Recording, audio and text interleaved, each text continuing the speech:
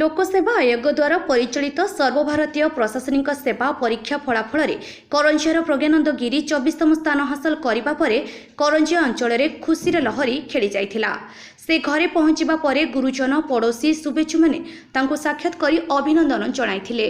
एथिसहित आज करंजिया म्युनिसिपालिटी तरफरु कार्यालय तांको संबोधना ज्ञापन करा जाइथिला। एही कार्यक्रम में पूर्वतन एनएससी अध्यक्ष गिरिधारी पृष्टि परिचय प्रदान करने सह संबोधना सभार सभापतित्व करथिले।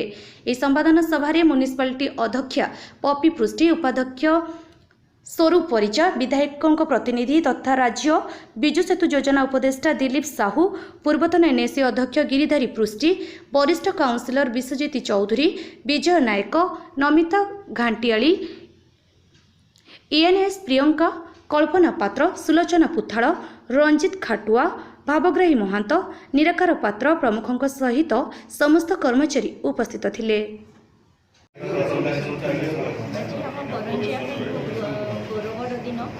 जेटा कि आम करंजिया माटी मार जड़े सन्तान नाम हूँ प्रज्ञानंद गिरी।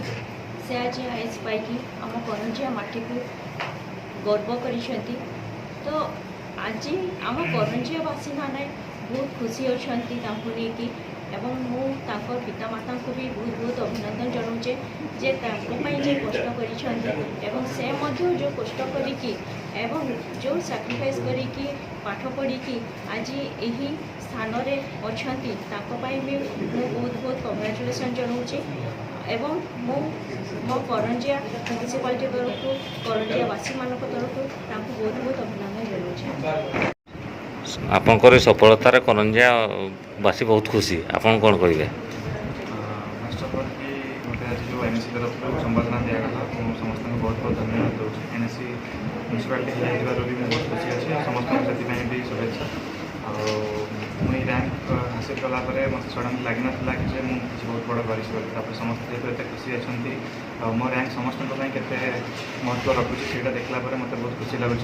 मुझे मो रैंक जदि आम एग्जाम्पल सृष्टि करंजिया जगह भी आम सक्सेस पाई तो मत देखिए जब किसी पिला बड़ स्वप्न देखिपारती तो सही भावी मोर रैंक सार्थकता से। करंजियारू सत्यव्रत मिश्रଙ୍କ रिपोर्ट, गुगली न्यूज।